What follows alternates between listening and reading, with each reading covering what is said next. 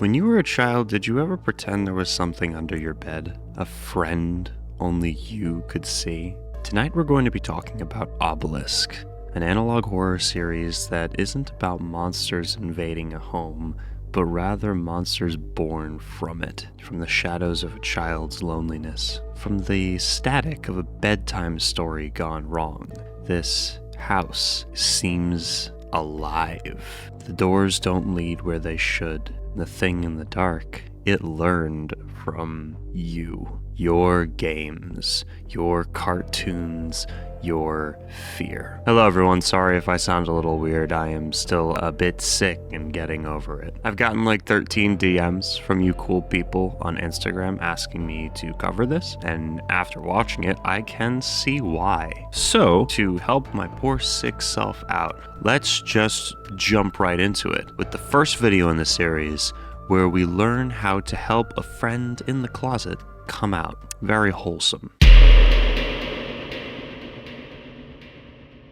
I made a new friend. Do you want to meet him? He lives in there. Grainy footage of a dimly lit room with wooden doors. He is in my closet. We can hear the rhythmic ticking of an unseen clock. Can you see him? The screen cuts to black. When we regain our ability to see, we are still in the same room, just a bit further back, with more revealed to us. There's a red carpet on the wooden floor, scattered toys, and a stuffed rabbit in our peripheral vision. There's a face in the closet, much easier to see now, likely because the room has a lot more light. There he is. Do you see him? He doesn't like being watched. The person operating the camera stands up to get closer, and we see the new friend watching us, coldly staring. We open the closet door only to find whatever we were looking at has vanished entirely, as though it was nothing but a mirage. Only hanging clothes and a strange sense of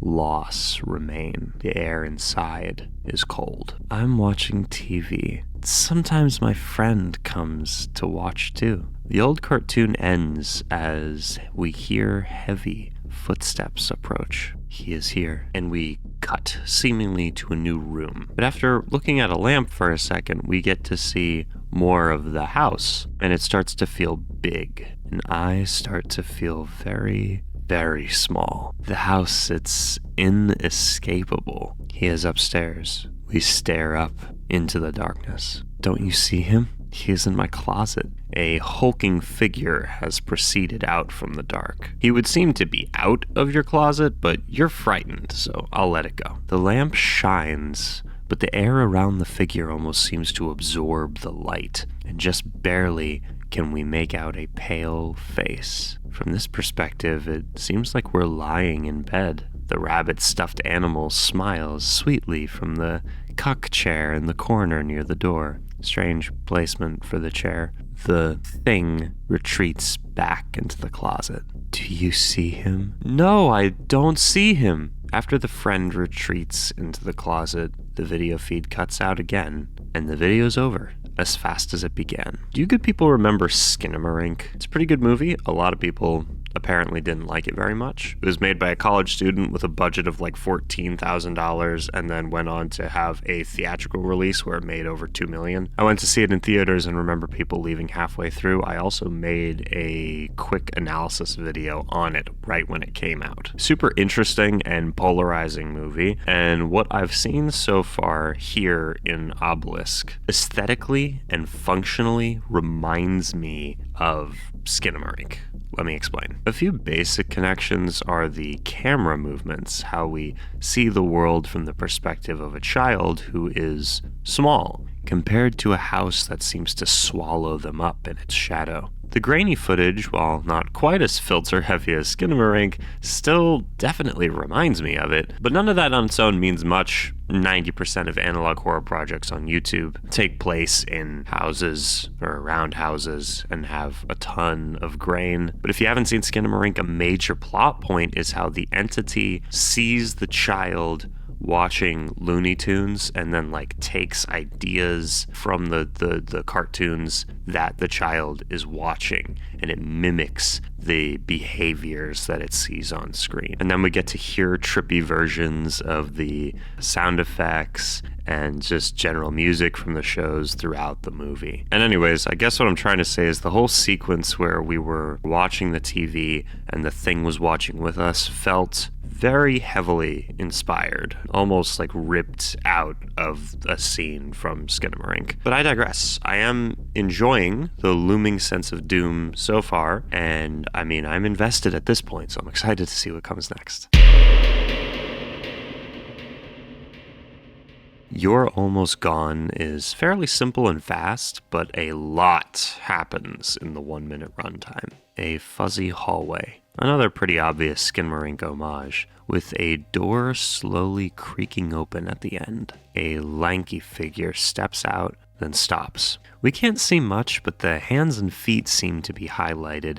It suddenly crouches down, and its shape shifts hideously, and where a face might have been is replaced by a black sensor bar. In my opinion, this could mean one of two things. Either the creature's face doesn't show up on camera and it's gone out of its way to manipulate the footage, or it represents the child's imagination blocking the creature out. And to support my second idea, remember how the first video had a bit of shaky cam footage, almost like it was being held by the kid. We were down from the kid's perspective. The child was even talking directly to us, almost pleading and begging for us to see what they were seeing, to validate that it was, in fact, real. In this video, we're watching a static shot, which leads me to believe that it's from the child's perspective, his literal POV, and less that it's a literal recording like the last. At least that's how I understand it. In rapid succession, we are shown a wooden door outside, an impossibly tall creature looming above the trees, its bark-like skin blending into the surroundings. It feels like we're in a secluded cabin in the woods at this point. We cut back to the perspective close to the door, but the lanky figure is gone, and a second door has opened, and I breathe a sigh of relief. It must not have noticed us. And that's it. Shorter and sweeter than Sabrina Carpenter, You're Almost Gone is pretty interesting. I like the atmosphere a lot. It was pretty basic. And here, the series takes a pretty positive turn if you're looking specifically at production quality and the storytelling. The first few videos were cool, but everything gets turned up to 100, and the creator breathes new life into everything we've seen so far and everything that is to come. I'm very excited to show it to you. In your home, lying in bed, we hear something wailing in the house. There's a chair propped up underneath the doorknob into the room. Could that be the clock we heard before? Check on Abby. The chair is removed and we enter the long, musty hallway that feels like it's taken out of the back rooms. Entering another door, we find ourselves in an odd space. What the fuck is this room? The carpeted floors extend up the wall. The air feels thick with mold. I don't know what type of furniture this is supposed to be, or more specifically, how it fits in this particular room. The yellow, dirty lights are oppressive. We move through more rooms, eventually reaching an empty crib. Oh, great. Now there's a face in the once empty doorway, higher than any face has any right being. It approaches us, and we get a good look at some fantastic monster design. Holy shit! The face looks like a sad mask, and the shadows around it extend until it looks like a jester hat. What a silly guy. Silly man. The camera glitches out, and to me this again feels like an imagination trying desperately to block something out. And then we can see around the room again. Only now our vision is higher up and it's black and white instead of yellow. Actually, all the color is gone from the world and the audio has distorted. Is it possible that we were hurt or perhaps even killed by the jester? I'm not sure. We are left with the phrase, "The doors were locked," implying the jester either had always been there or managed to find some way in. And I'm not sure which implication is scarier. Where did the baby go? Why is the crib empty? Here's some food for thought. Every time it's been from the point of view of the kid, the camera has been low to the ground. But this entire video, we are at adult height, at like a more normal height. So are we seeing things from the parents' perspective now, while our child was the one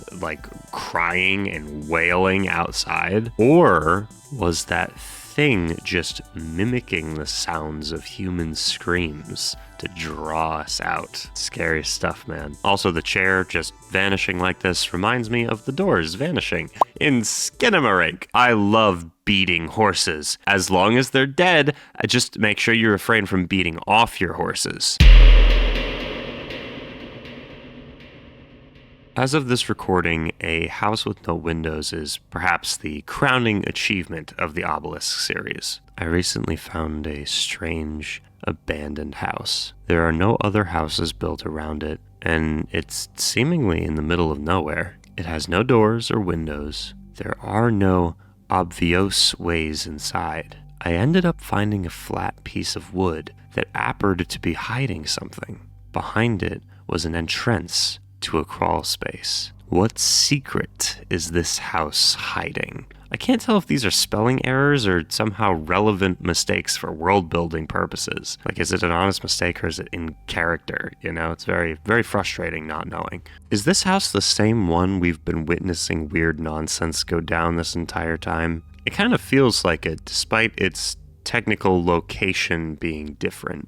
We follow the narrator as they begin crawling through the dirty crawl space. It's almost like a maze under here. It feels like the wooden slats are ribs in the dead carcass of a place that once breathed with life, but the house is just a corpse now. We keep exploring. It's a way inside, and that way in is already open, which is, let's just say, less than promising. It's a bit concerning, that's all. We climb up and into those familiar passageways. Despite never having been here before, there's a strange air of recognition. Maybe it's the scent of burnt matches, maybe it's the old yellow wallpaper, but it feels as though we've been here before. And a table on the ceiling. Weird geometry that seems bigger on the inside than it does on the outside. Interesting! We keep exploring back the way we came, eventually finding a door. The door is so tall.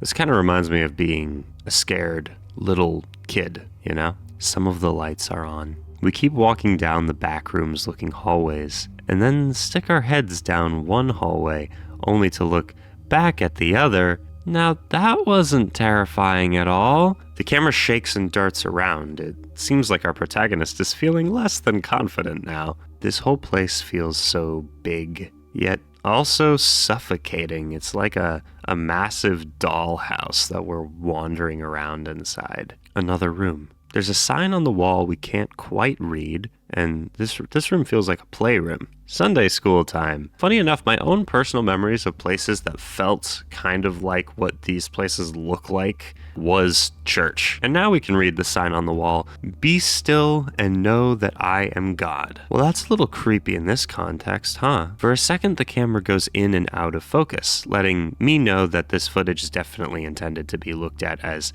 found footage of sorts. More hallways. I love the creepy white noise that we hear throughout the entire video. Like, the sound design in this one is top notch. Across, more religious imagery, stairs that go nowhere. We keep exploring further until we see something in the fuzzy darkness. Visual snow syndrome, anyone? It's a door. Ah yes, a door on the ceiling. It's too high up to reach. This is basically the end, but before it actually stops, we rewind back to when we saw that strange, disembodied face before. What are you? This text is in red, and I wonder if the thing is talking to us. Imagine it watches analog horror videos and it's like afraid of humans. I know your face. Do you think maybe it's the kid from the first video returning to the house with all of his memories of what transpired in this old place,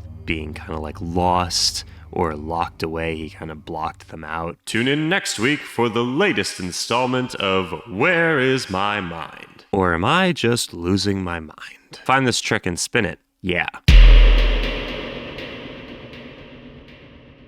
Okay, so this is the latest video in the series, and it's actually so new that I haven't seen anyone included in their coverage of the series yet.